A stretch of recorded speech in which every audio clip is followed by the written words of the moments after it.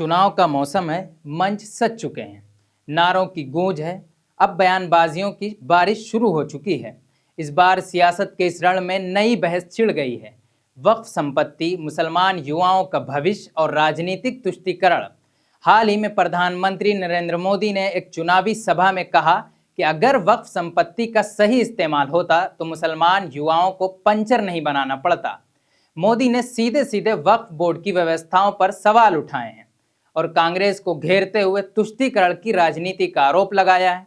उन्होंने यह भी कहा कि कांग्रेस ने अब तक किसी मुसलमान को पार्टी का अध्यक्ष नहीं बनाया। क्या वो 50% टिकट मुसलमान उम्मीदवारों को दे सकते हैं? फिर क्या था? फिर बयान आता है हैदराबाद वाले भाईजान असदुद्दीन ओवैसी का।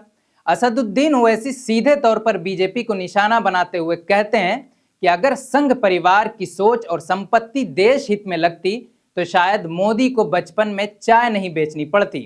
ओवैसी ने प्रधानमंत्री के बयान को गुमराह करने वाला बताया है और कहा कि गरीबी की असली वजहों से ध्यान भटकाया जा रहा है। उन्होंने आंकड़े पेश करते हुए कहा कि देश में 33% युवा आज भी ना पढ़ाई में है ना नौकरी में, और ये सिर्फ मुसलमान नहीं, गरीब हिंदू भी इसमें शामिल हैं। प्रधानमंत्री मोदी ने वक्फ संशोधन बिल को सुधार बताया है, जबकि असदुद्दीन ओवैसी इसे साजिश मानते हैं। ओवैसी ने कहा कि वक्फ प्रशासन को हमेशा से जानबूझकर कमजोर रखा गया है। अब ये नया संशोधन इन संपत्तियों को असुरक्षित बना देगा। उन्होंने चेतावनी देकर कहा कि अगर मुसलमानों की धार्मिक संपत्तियों पर हमला हुआ तो इसे संसद से लेकर सड़क तक उठाया जाएगा। ये पूरा मामला ऐसे समय पर सामने आया है जब देश चुनावी मोड़ में है।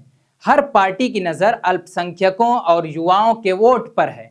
जहां बीजेपी इस बयान को कड़वी सच्चाई बता रही है, वहीं विपक्ष इसे सांप्रदायिक ध्रुवीकरण की कोशिश कह रहा है। क्या ये बयानबाजी असल मुद्दों से ध्यान भटका रही है? क्या वक्फ संपत्तियों का सही उपयोग हो रहा है?